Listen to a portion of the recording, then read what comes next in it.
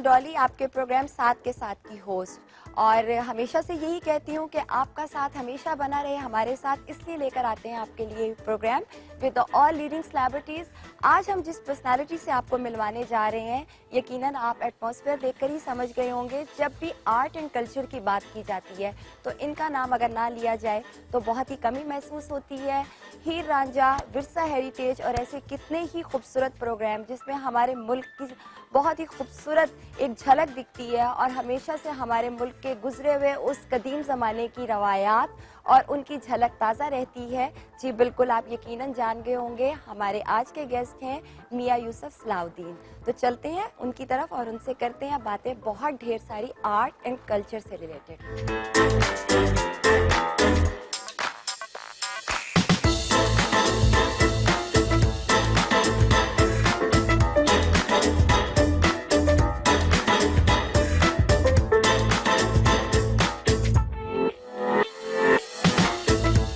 अस्सलाम वालेकुम सर। क्या हाल है? बिल्कुल ठीक ठाक, आप सुनाएं सर। Thank you. जी नाज़रीन, तो जैसे कि आप जानते हैं कि इस वक्त हम मियां सली की हवेली में मौजूद हैं। It's a symbol of class, और इसके साथ साथ नफासत और जिद्दत का एक हसीन इम्तिजाज। हमारे साथ मौजूद हैं, बहुत सी बातें करनी है इनसे आज कल्चर पर। अस्सलाम वालेकुम जी। वालेकुम अस्सलाम। कैसे हैं सर आप? मैं बिल्कुल ठीक हूँ। सर मुझे ये जानना है कि जब भी हमारे मुल्क के विरसा का, सकाफत का, कल्चर का जिक्र किया जाता है तो डेफिनेटली एक पहली सोच और नाम आपका आता है जहन में, क्योंकि आपने बहुत कुछ किया, बहुत प्रोमिनेंटली किया। तो आज अगर हम अपने मुल्क की सकाफत को लेकर आपसे ये सवाल करें कि हम कहाँ खड़े हैं, तो आपको क्या लगता है कि हम किस हद तक इस कोशिश में कामयाब हैं? देखिए डॉली, ये तो एक कोशिश है। I think over the years हमने बहुत कुछ लूज किया है। सबसे बड़ी बात ये इट इज़ द आपका जो कल्चर है, या आपकी जो सकाफत है, या आपकी जो रूट्स हैं, या आपकी जो म्यूज़िक है, आपकी इस सारी चीज़ें आपकी शनाख्त होती है। हम अपनी शनाख्त ओवर द इयर्स भूलते गए हैं, हम उससे दूर चले गए हैं, और हमारे जो मीडिया है वो आप लोगों पे बहुत रिस्पॉन्सिबिलिटी आती है। ख़ास तौर पे देखें, एक वक्त में पाकिस्तान में एक चैनल था, पाकिस्तान टेलीविज़न था। वो जो चीज़ करता था सारा पाकिस्तान देखता था, और उसकी एक क्योंकि वो नेशनल चैनल पाकिस्तान का, तो वो एक रास्ता बनाता था, एक गाइड करता था कि भी हमने ये दिन भी मनाना है, हमने ये दिन भी मनाना है, हमने ये भी करना है, ये भी हमारे लिए इम्पोर्टेंट है। अब अनफॉर्चुनेटली जब से ये आ गए हैं, ये होना तो ये चाहिए था कि हमारे जो इंडिपेंडेंट चैनल्स हैं वो इस मुल्क की जो शनाख्त है या उसकी आइडियोलॉजी जो है, क्योंकि हम एक नज़रियाती मुल्क है, हम एक नज़रिए पे कायम हुए, हम वैसे नहीं पैदा हो गए। ये एक सब कॉन्टिनेंट एक मुल्क था, इसको डिवाइड किया गया है बिकॉज हमारे जो आबाओ अजदाद या हमारे फाउंडिंग फादर्स थे, उन्होंने कहा था कि हम फ़र्क हैं and we need to protect our own identity. तो ये एक बहुत बड़ा फ़र्ज़ है कि जो हमारी जो इंडिपेंडेंट चैनल्स हैं, लेकिन ये नहीं उसको निभा रहे हैं। They are not being responsible, और इनकी इर्रिस्पॉन्सिबिलिटी जो है वो मुल्क को फ्रेगमेंटेशन की तरफ लेके जा रही है। तो इसलिए मेरे एक कोशिश है, क्योंकि ये सब चीज़ें जो मैं कर रहा हूँ, ये अब कोई ये पिछला ज़माने का वक्त नहीं है कि जो चीज़ें हो गई वो तबाह हो गई। अब PTV को देख लें, रेडियो पाकिस्तान को देख लें, दुनिया में इस तरह नहीं कहीं होता कि हमारा तमाम रिकॉर्ड जो पुराना था वो या तबाह हो चुका है, या चोरी हो चुका है, या वो जल चुका है। सो बहुत सारी चीज़ें जो हैं वो अवेलेबल ही नहीं है। फॉर इंस्टेंस, जिस तरह के मुबारक अली फ़तेह अली जो राहत के जो दादा थे और उनके जो दादा के भाई थे, दे वर द ग्रेटेस्ट कमाल्स एवर, उनकी कुछ चीज़ें अवेलेबल ही नहीं है। अब लोग मुख्तलिफ तरीके से प्राइवेट जो लोगों के पास रिकॉर्डिंग्स थी वो उनको चला रहे हैं, क्या कहते हैं, यूट्यूब के ऊपर, लेकिन जो PTV की रिकॉर्डिंग्स थी, जो रेडियो पाकिस्तान की रिकॉर्डिंग्स थी, वो अवेलेबल ही नहीं है। इसी तरह बहुत सारा हमारा नुकसान हुआ। लेकिन अब जो मैं कर रहा हूँ, अब ज़माना बदल गया है। हर चीज़ जो मैं करता हूँ, पहली तो मैं जो चीज़ कंपोज करता हूँ या जो अपने प्रोग्राम विरसा हेरिटेज में जो मैं करता हूँ, everything is on YouTube, everything is on the net, everything is कि जो for all times to come it's there. आज से 100 साल बाद भी जो बच्चे कुछ इस चीज़ से इस्तेफादा हासिल करना उनको ज़रूरत होगी अगर उनको, तो वो इट विल बी इंशाल्लाह ऑल देयर फॉर देम, ठीक है। तो ये एक बहुत बड़ी ये जो टेक्नोलॉजी है, इसका बहुत सारे नुकसान भी होते हैं लेकिन बहुत सारे फ़ायदे भी होते हैं। तो मेरी एक कोशिश है, मेरा जो प्रोग्राम है that is not just music and that is not just culture, it is basically to give our young generation उनकी आइडेंटिटी और उनकी शनाख्त। अगर राहत फ़तेह अली खान जो इस वक्त सबसे बड़ा सिंगर है सब कॉन्टिनेंट में, अगर वो गालिब का कलाम पढ़ता है तो नेचुरली हमारी यूथ में गालिब को समझने की और सुनने का शौक पैदा हो गया। अगर इकबाल करता है या जिस तरह मेरा तो तरीकाकार ही है कि जो हमारे इस वक्त जो हमारे बहुत जो जो सिंगर्स हैं जो who are very very popular, who are huge stars, उन सब से मैं ये चीज़ें कराऊं। तो मेरी और राहत फ़तेह अली खान साहब की और साहिर अली बग्गा की हमारी जब हमने ये विरसा शुरू किया था तो इस पर हमने बैठ के बहुत सोच विचार की थी कि हमें क्या करना चाहिए इस प्रोग्राम में, क्या इसका मेरी बड़ी सिंपल लॉजिक थी कि यहाँ इस खित्ते में अगर इस्लाम कोई लेके आया तो वो सूफिया लेके आए थे। यहाँ कोई मौलवी या कोई मजहबी जमात या कोई इस तरह के लोग जो थे वो नहीं, या कोई बादशाह यहाँ इस्लाम नहीं लेके आया, चाहे वो मुसलमान ही क्यों, यहाँ सूफिया इस्लाम लेके आए, क्योंकि वो अवाम के साथ हमेशा खड़े रहे और उन्होंने बड़ी उनकी सिंपल लॉजिक थी सूफिया की। जो चीज़ इस्लाम से क्लैश करती थी उन्होंने खारिज कर दी, जो चीज़ इस्लाम से क्लैश नहीं करती थी उन्होंने, अगर कोई लोकल कस्टम भी था तो उसको भी एक्सेप्ट किया। इस तरह के आप कह सकते हैं कि बसंत वो कभी भी सूफिया ने, बल्कि सो मच हो के हजरत मीर खुसरो ने इसको अपना हजरत निज़ामुद्दीन औलिया ने इसको अप्रिशिएट किया और आज भी उनके मज़ार के ऊपर हर साल बसंत की सेरेमनी। तो उन्होंने म्यूजिक को इंट्रोड्यूस किया। कवाली क्या थी? क्योंकि उन्होंने रियलाइज किया कि यहाँ के जो लोग हैं, music is a very important part of their life. तो उन्होंने ये कवाली अडॉप्ट की। ये जिक्र का एक सिलसिला था जो सेंट्रल एशिया से मुसलमान करते थे, यहाँ कवाली फॉर्म में आ गया। हजरत मीर खुसरो ने उनको प्रेजेंट किया। हजरत मीर खुसरो ने not only did he do that, उन्होंने सारी जो हिंदुस्तान की जो म्यूजिक थी उसका रिदम ही चेंज। तबला जब उन्होंने याद किया तो तबला इतना फास्ट इंस्ट्रूमेंट था कि उसने रिदम ही चेंज कर दी। तो अब तक जो आप जो सुनते हैं म्यूजिक, ये उन्हीं की, ये मुसलमानों की म्यूजिक है, इससे कोई किसी और मजहब का ताल्लुक नहीं। जिस तरह कथक डांस है, Kathak is also a creation of the Muslims. आपने विरसा हेरिटेज के लिए पीटीवी चुना, लेकिन आपने इसके अलावा और डिफरेंट चैनल्स पे क्यों ऐसे ही खूबसूरत प्रोग्राम नहीं दिए? नहीं, मैं आई एम वेरी, देखिए पीटीवी हमारा नेशनल पिक्चर, एग्री, बिल्कुल ठीक है। और दूसरी बात यह है कि पीटीवी की जो रीच है वो सबसे ज्यादा है, सबसे ज्यादा वो हमारे रूरल एरियाज में भी हर जगह वो देखा जाता है। और वो लोग ज्यादा देखते हैं कि जो मैं समझता हूँ जिन पे असर भी होता है। सेंस रखते ये जो हैं। बाकी जो आपके चैनल्स हैं, ज्यादातर ये मेरा मतलब है ठीक है, देखे जाते हैं, सिटीज में देखे जाते हैं, या एक अपना एक इनका एक ट्रेंड है, अच्छी बात है। आई एम नॉट अगेंस्ट, मतलब कोक स्टूडियो है, I am all for Coke studio. बच्चे काम कर रहे हैं, अपनी एक्सप्रेशन को बाहर निकाल रहे हैं, इट्स एक्सेलेंट। और बड़ा अच्छा इन्होंने एक इमेज पाकिस्तान को दिया। हर कोई अपना अपना काम सबको करना चाहिए, किसी को बुरा नहीं कहना चाहिए कि ये बुरा है, अनलेस एंड अनटिल के कोई ऐसी चीज हो रही है जो आपके मुल्क के लिए या आपके तहजीब के लिए या बच्चों की अपब्रिंगिंग के लिए अगर वो नुकसानदेह है तो एक अलग बात है।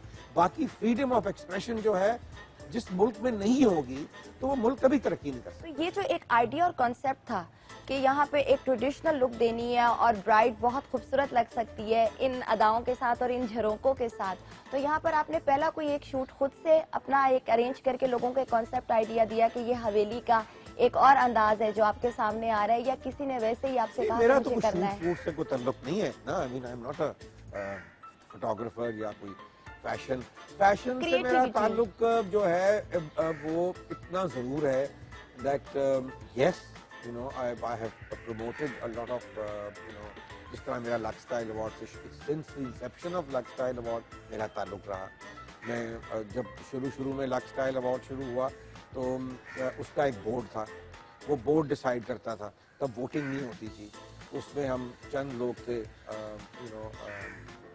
जो जिस तरह सलीमा आशमी है, हमीद हारून साहब हैं जो डॉन के चीफ एग्जीक्यूटिव हैं, बोर्ड और ऑफ इस तरह के डायरेक्टर्स बोर्ड ऑफ डायरेक्टर्स था, समीना इब्राहिम थी और लोग थे। तो हम डिसाइड करते थे। तो ये अब उसके अलावा कुछ yes certainly I have introduced you know like some good models in the industry, maybe some good actresses, लेकिन मेरा अपना ध्यान तो सिंगिंग की तरफ ही ज़्यादा था. So that is where the talent has come out from my side, you know, कि जो हमारे प्रोग्राम से जो लोग निकले हैं, सबसे बड़ा जो I think जो the biggest contribution is Sahil Ali Bagga. आप देखें, today he's one of our foremost composers and arrangers and now singers also. और भिना नसरुल्लाह, सनम मारवी, सारा रजा, अली अब्बास और बहुत से नाम जो इस वक्त माशाल्लाह they are all doing very well. फिर कोक स्टूडियो में भी गए, ठीक है, और वहाँ भी उन्होंने नाम कमाया. तो ये बिल्कुल डेफिनेटली इसी तरह की सोच है. Sir tell us about your kids. आपका फेवरेट बच्चा उन सब में से कौन सा है जो अपने और ट्रेडिशन बच्चों को में कभी लेकर कोई favorite, सर होता है, एक नहीं, दिल के नहीं, बहुत बिल्कुल करीब नहीं. होता है. नहीं, मेरे तीनों बच्चे माशाल्लाह, ऑफ कोर्स मेरी बेटी ज्यादा करीब होगी क्योंकि वो बेटी है. बेटी है. But also my sons, my eldest son Jalal, he's a event management उसकी company, Jalal बिल्कुल. Salahuddin Events, and also he has a he does all the major big events. अभी last time पिछले साल पहली दफा उनको लक स्टाइल अवार्ड भी हसन शहरियार और उसने मिलके किया. आई थिंक इस दफा भी उन्होंने पिच किया हुआ. लेट्स सी व्हाट हैपेंस, किसको मिलता है. And a lot of corporate events he does. My daughter, she's just done her masters in interior architecture, और she's in वो अपना काम करती है. और जो सबसे छोटा है, he's into restaurants. So he's making a restaurant. उसने अभी अपना नया रेस्टोरेंट को तैयार कर रहा है. So बच्चे अपने मतलब तीनों बच्चों में आप वाला थोड़ा सा टच है, सजावट, खूबसूरती, वो बनाना, naturally संवारना. बिल्कुल, क्योंकि उनकी जो वालदा हैं, जी. she is also very artistic. ठीक है, and she also basically graduated from London in interior design. Inchboard School of Art से उन्होंने अपना graduate किया था, and she started her own company called Zamana Interiors जो furniture and design करते हैं. तो naturally वो बेटी ने भी फिर वही अब उसको pick कर लिया. तो artistic of course from all sides, मेरी तरफ से भी और माँ की तरफ. बिल्कुल ऐसा ही है. जलाल जब इवेंट्स करवा रहे होते हैं तो मेजॉरिटी इवेंट्स जो होते हैं उसमें आप से थोड़ा सा कोऑर्डिनेशन वो रखते हैं या अपने ही माइंड से और अपने आइडियाज और कॉन्सेप्ट. मैं नहीं उनको बताता. अगर मुझसे कुछ चीज के बारे में पूछे, normally he would ask me, अगर उसके इवेंट में किसी सिंगर ने आना है या कोई इस तरह का इवेंट कर रहा है कि भाई कोई आइडिया लेना है कि भाई अब एक शो करना है तो किस तरह उसको, तो बस that's about it. Otherwise definitely he has his own very strong opinion. यहाँ पे मेला चिरागा हुआ करता था, बसंत बहार हुआ करती थी, बहार के साथ बसंत को जोड़ा गया था कि बसंत है तो साथ ही मतलब बहार, एक हवा का झोंका, एक अच्छा सा ब्लूमिंग इफेक्ट्स आ रहे होते थे. और बहुत सारे ऐसे और त्योहार और इवेंट्स होते थे जो हमारे ट्रेडिशन का हिस्सा थे.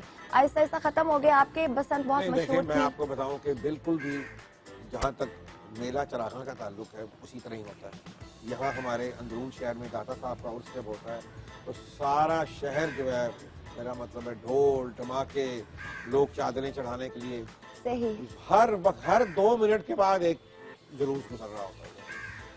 ईद मिलादुन नबी होता है यहाँ. इतनी सेलिब्रेशन होती है कि इट्स बियॉन्ड यू. आप लोगों को तो वहाँ उस साइड पे पता ही नहीं कि यहाँ क्या हो रहा है. बसंत जो है अब ये गवर्नमेंट ने इसको बंद किया हुआ है और मुझे समझ नहीं आती कि ये इतनी एक सोच है, क्या सोच है. इट इज बियॉन्ड मी, क्योंकि किसी और मुल्क में, अगर हिंदुस्तान में ये उन्होंने इतनी कोशिश की है कि हम बसंत को क्रिएट करें फेस्टिवल, लेकिन वो नहीं कर सके. ये एक गॉड गिवन चीज है लाहौरियों को. अगर इस फेस्टिवल को इन्होंने बैठ के इसको प्रॉपरली ऑर्गेनाइज कर लिया किसी भी हुकूमत, तो ये सबसे बड़ा मनी अर्नर होगा पाकिस्तान के लिए in years to come.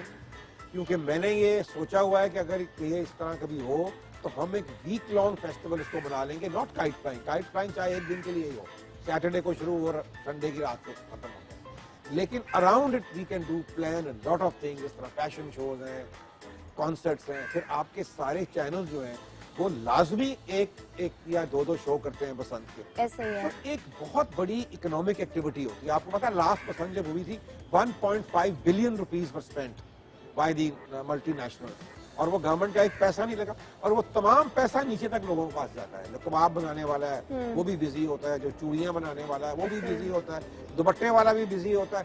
हर गरीब जो गुड्डियां, जो घरों में औरतें बनाती हैं ये गुड्डियां, बच्चे जो हैं वो डोरों में, मेरा अपने दफ्तर में मेरा एक क्लर्क था, वो दिन को काम करता था, रात शाम को जाके वो डोर लगाता था। डीजे लोगों की सिस्टम, ढोल वाले सब, मतलब हर एक को इतनी टूरिज्म आ सकती है इसके पसंद पे कि आपकी सोच, अभी तो ये शुरू ही हुई थी और गवर्नमेंट के लेवल पे तो कुछ हुआ ही नहीं था।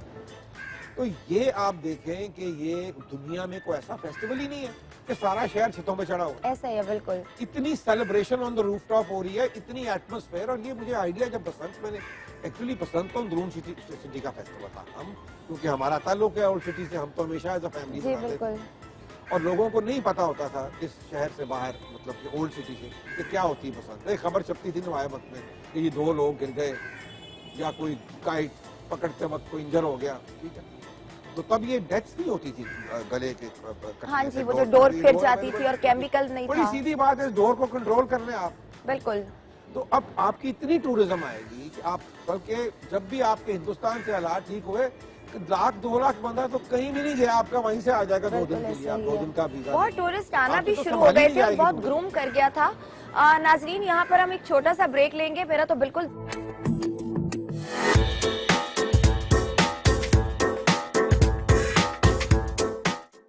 वेलकम बैक नाजरीन। और जैसे कि आप देख रहे हैं मेरे बैक पर बहुत ही खूबसूरत आपको एक बहुत ही प्यारी सी दीवार नजर आ रही है, जो कि एक हल्का सा अक्स झरोका दिख रहा है, जो कि एक हल्का सा अक्स दे रहा है उन हसीन यादों का। कि सबसे मेन चीज जो मुझे बहुत ज्यादा अट्रैक्ट करती है, मैं यहाँ पर इस वक्त हवेली में मौजूद हूँ और आई मस्ट डेफिनेटली अप्रिशिएट के 200-250 साल पुरानी इस हवेली की मेंटेनेंस इतनी खूबसूरत और इतनी दिल लगी से की गई है कि वाकई यहाँ पर खड़े होकर पता चलता है कि एक मतलब यहाँ की हवाओं में भी यादें हैं।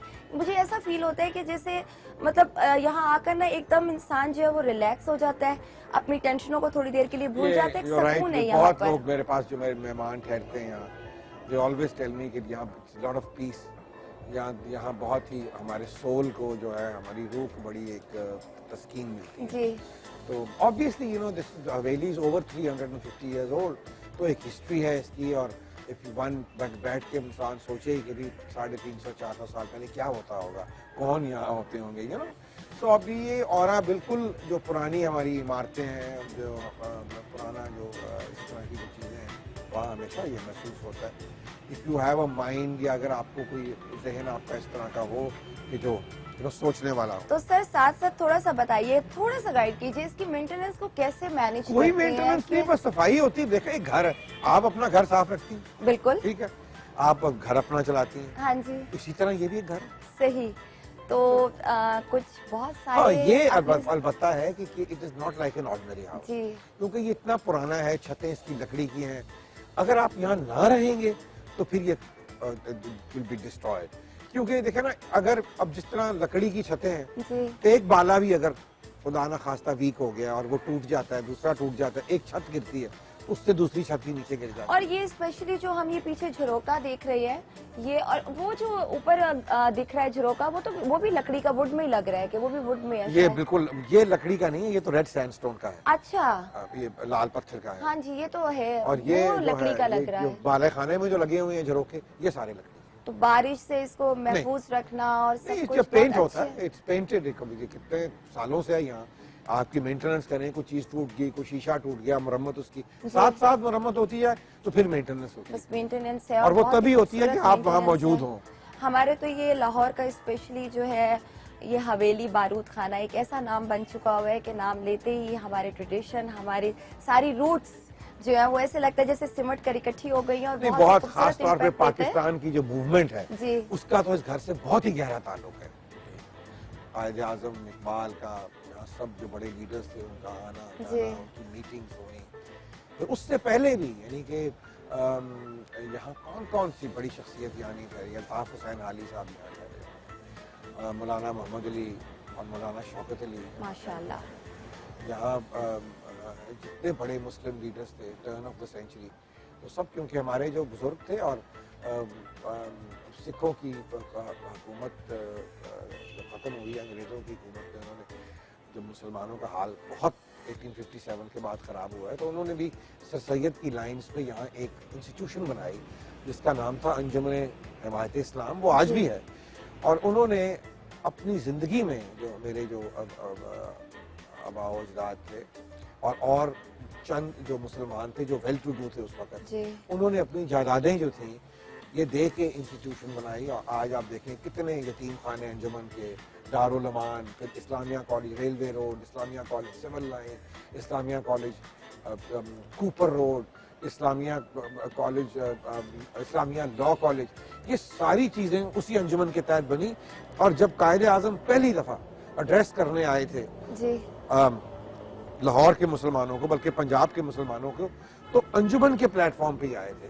और यही अंजुमन का जो 1940s में जब आपका इजलास हुआ 1940 में, तो उस वक्त ये अंजुमन जो थी, अब ये इसी इस्लामिया कॉलेज से आपकी सारा जो कायदे आज़म का यूथ विंग था वो यहीं से इमर्ज किया सारा यहाँ से। तो ये बड़ी एक हिस्टोरिकल इस घर की इम्पोर्टेंस, प्री पार्टीशन भी और सारी जो पाकिस्तान की जो मूवमेंट थी वो मैं आपको भी कलीन दिखाऊंगा जिसपे कायदे आज़म ने खड़े होकर 23 मार्च को 1940 में पाकिस्तान की डिमांड की। जबरदस्त। नाज़रीन, आप हमारे साथ साथ ही रहिए, हम आपको थोड़ी थोड़ी बिल्डिंग भी साथ में दिखाते रहते हैं और एक पूरा आर्ट एंड कल्चर मुकम्मल तौर पे एक इंस्टीट्यूट हमारे साथ भी इस वक्त मौजूद है और इनसे मजीद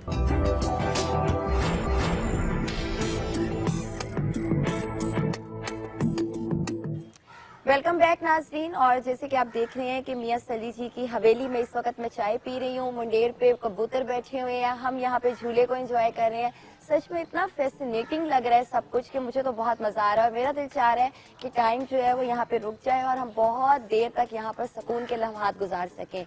आपको तो यहाँ पर एक ऐसे सुकून की आदत हो गई होगी कि जब यहाँ से आप निकलते होंगे तो बाहर की एटमॉस्फेयर तो आपको एकदम चेंज फील होती होगी। देखिए, मैं बेसिकली जो है ना, आई एंजॉय लिविंग हियर, ठीक है। यहाँ की रौनक, यहाँ के लोग, खास तौर पे जो मेरे इर्द गिर्द जो लोग मेरे मोहल्लेदार, उनमें से कई जिनके साथ मैं जवान हुआ, जो बचपन के मेरे कुछ दोस्त काफ़ी सारे तो अल्लाह को प्यारे भी हो चुके हैं, यू नो, जो किसी ने कहा था कि दे वर नॉट दैट ओल्ड, लेकिन किसी ना किसी वजह से 2-4 जो मेरे बचपन में मेरे साथ जो लोग खेले हुए थे, तो मुझे तो यहीं रहना पसंद है ज़्यादा, because I live with real people. ये वो लोग हैं जो एहसास भी करते हैं एक दूसरे का, जो चाहे you know they may be की शायद रिसोर्सेज इतनी ना हो, लेकिन फिर भी दे आर फोर्थ कमिंग। अगर कोई किसी बच्ची की शादी है मोहल्ले में, सारा मोहल्ला जो है वो उसको वो देखेगा, जो कोई कंट्रीब्यूट कर सकता करेगा। ये एक ज़माने में ये हमारा बहुत ही एक ड्रास्टिक चेंज आया। एक ज़माने में अमीर और गरीब का इतना फ़र्क नहीं था।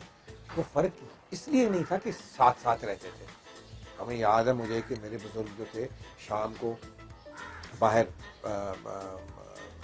बैठना, क्या कहते हैं, बाहर वाला हमारा डेरे का निज़ाम चलता था, सारे मोहल्लेदार बैठते थे, बुजुर्ग भी बैठते थे, बड़े बड़े लोग भी आते थे, जिस तरह के चुगताई साहब हो गए या सूफी तबस्सुम साहब हो गए या हफीज जलंधरी साहब हो गए। ज्यादा जमीनें हैं तो ये जरा नहीं, ये नहीं होता था। बिल्कुल सबकी इज्जत जो थी कम है, तो उसकी हर इंसान की इज्जत उसकी उम्र की वजह से, बुजुर्गी की वजह से और उसकी पर्सनल जो उसकी शराफत है उसकी वजह से होती थी या उसकी काबिलियत की वजह से होती थी।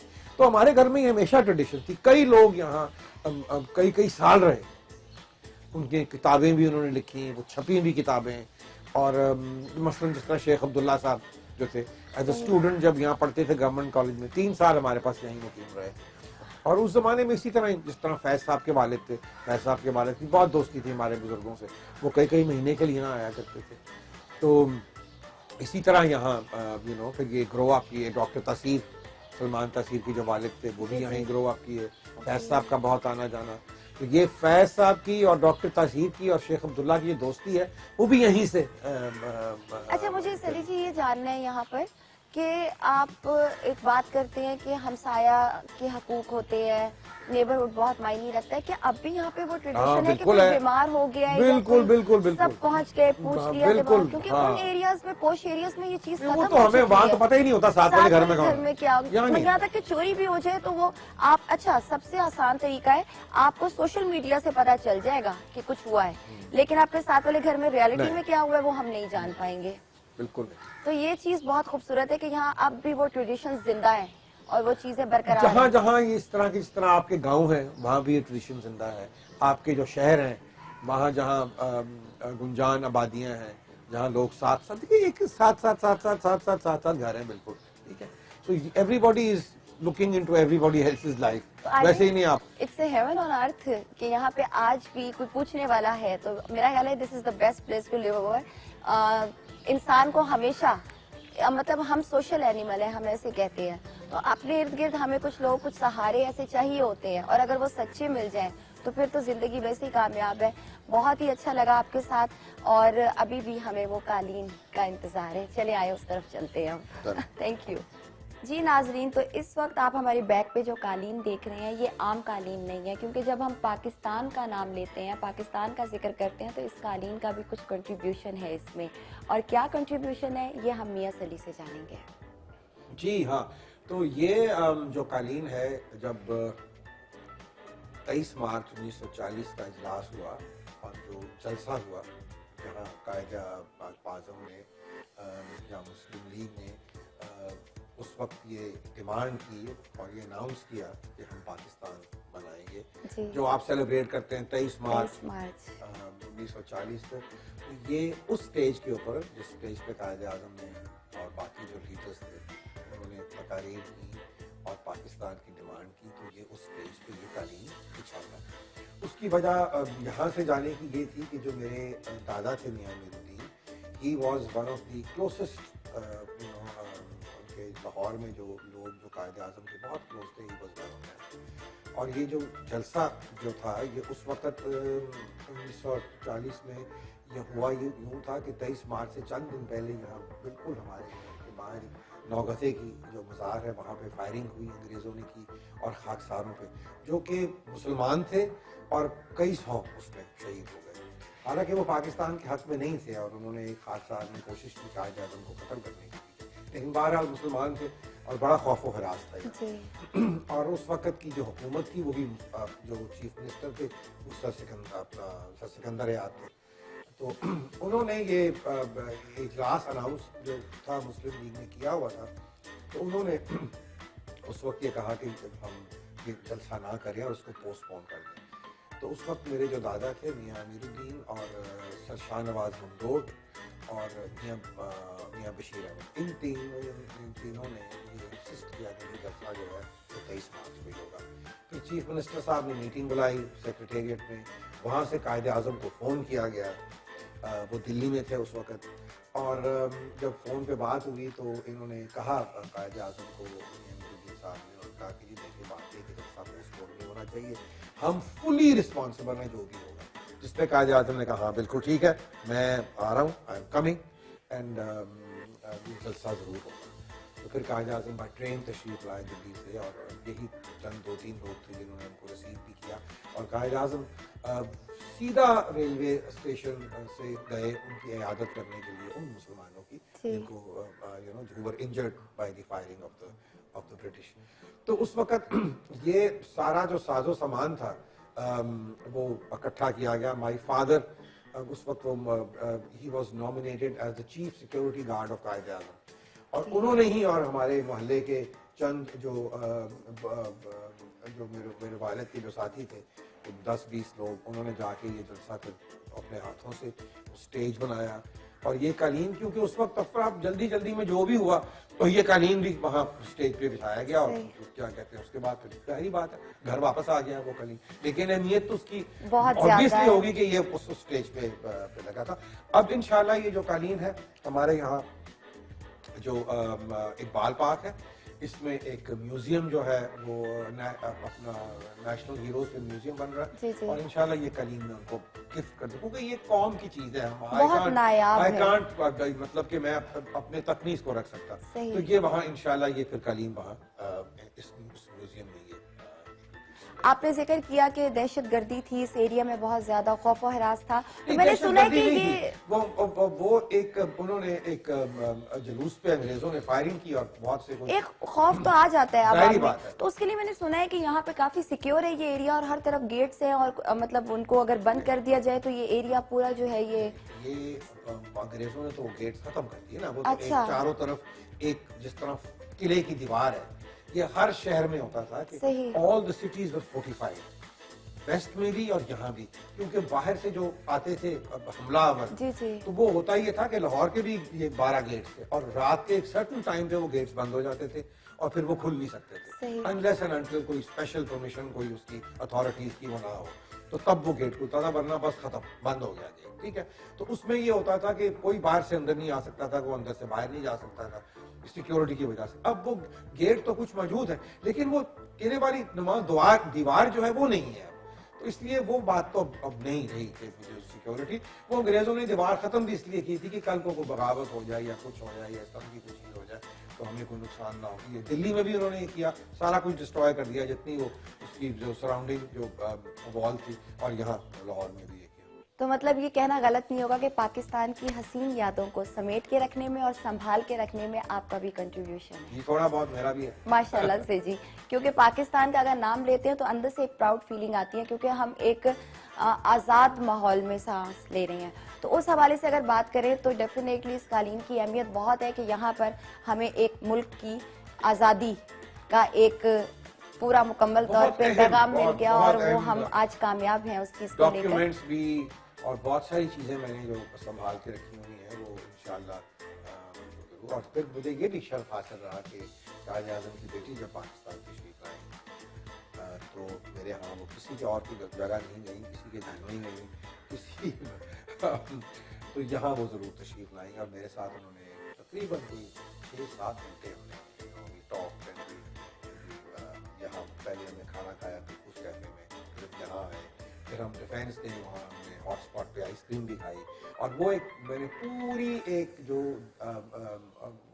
वाकया है वो मैंने तहरीर उसको डॉन अखबार में एक मैंने आर्टिकल लिखा, व्हेन टाइम स्टूड स्टिल, और अभी मैंने अपनी फेसबुक पे भी जब उनकी वो फौत हुई तो मैंने वो आर्टिकल बड़ा वायरल हुआ। वो उस वक्त जब मैंने लिखा था 2004 में जब वो आई थी तो वो वायरल, अब शायद उस वक्त मेरा ख्याल शायद फेसबुक पे पता नहीं थी या नहीं थी, लेकिन बहरहाल अब वो मैंने जब उसको लगाया तो बहुत ही लाखों की तादाद में लोगों ने उसको पढ़ा और बहुत ही लोगों ने फील किया, क्योंकि बड़ा मैंने नॉर्मल मैं लिखता नहीं हूँ कभी इस तरह, मैंने जिंदगी में ये एक ही शायद आर्टिकल लिखा है।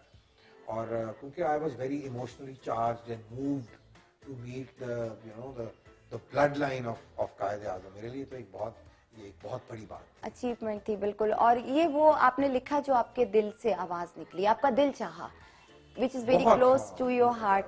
और मुझे तो नाजरीन यहाँ पर बिल्कुल ऐसे ही लग रहा है कि मैं एक बहुत ही यूनिक और बहुत ही खूबसूरत से म्यूजियम में ही हूँ, और हर चीज़ को बहुत रिफाइंड तरीके से सजाया हुआ है। जहाँ से हम एंटर होते हैं वहाँ पर बहुत खूबसूरत तस्वीरें भी लगी हुई हैं और कॉरिडोर में, और आपको लेकर चलते हैं उस तरफ भी एक नज़र दिखाते हैं आपको।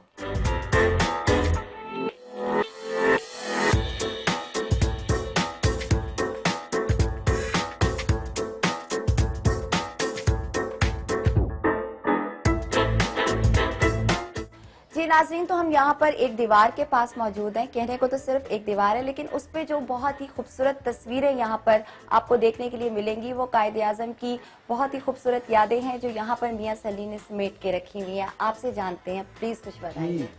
अच्छा, सबसे ये जो बड़ी इम्पोर्टेंट तस्वीर है, ये जब 1940 का इजलास हुआ था तो जो कमेटी थी जिसने डिसाइड किया था कि क्या पाकिस्तान की रेजोल्यूशन जो है वो क्या होगी, उसमें मेरे दादा भी मौजूद हैं। इसमें सारी जो मुस्लिम लीग की लीडरशिप है उस वक्त की, कायद आज़म है, ज़ाकिर अली खान साहब हैं, सर सिकंदर याद हैं, अपना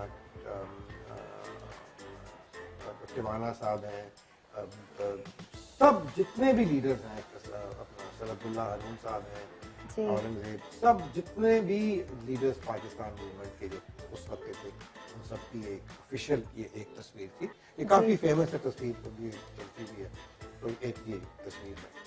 और बाकी आपके फादर? बाकी मैम ये मेरे यहाँ फादर पर की एक है। तस्वीर है, दादा की है, जी, चचा की है। चचा। ये एक बहुत पुरानी जो मेरे दादा के भाई थे मियां अमीनुद्दीन, ये तब गवर्नर थे पंजाब में। उस वक्त की बड़ी इंटरेस्टिंग तस्वीर ये है कि इसमें अयूब खान भी हैं, जी। He was very junior at that time. Sikandar Mirza भी हैं जो बाद में पाकिस्तान के सब के प्रेसिडेंट बने, फिर ये भी प्रेसिडेंट बने। जी। फिर गुरमानी साहब हैं, ये गवर्नर रहे वेस्ट पाकिस्तान के।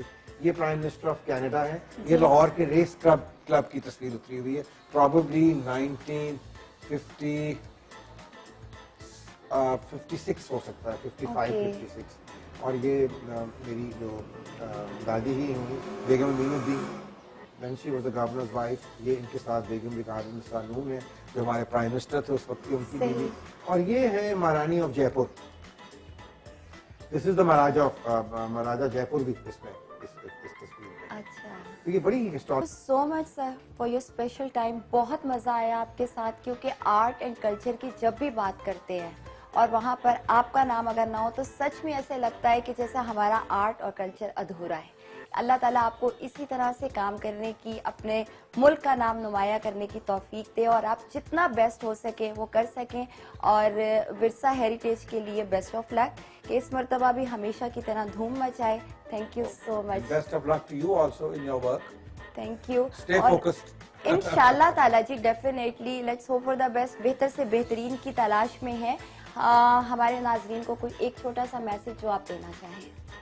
रात से गुजर रहा है और हर पाकिस्तानी का ये फर्ज है कि वो इस चीज़ पे सोच विचार करे और एक बेहतर से बेहतर और एक अच्छे से अच्छा इंसान बने, ताकि हम इस मुल्क को एक अमन का और खूबसूरती का गहवारा बना सकें। Thank you so much sir for your special time. और नाजरीन, यहाँ पर हमारे आज के प्रोग्राम का वक्त खत्म होता है इस लाइन के साथ कि वफाओं के बदले जफा कर रहे हैं, मैं क्या कर रहा हूँ वो क्या कर रहे हैं। इंशाल्लाह ताला नेक्स्ट वीक आपकी मुलाकात करवाएंगे किसी और बहुत ही लीडिंग पर्सनालिटी से जो हमारे मुल्क के लिए बहुत ही ज़बरदस्त खिदमात सर अंजाम दे रहे होंगे। अपना बहुत ढेर सारा ख्याल रखिएगा। अल्लाह हाफिज़।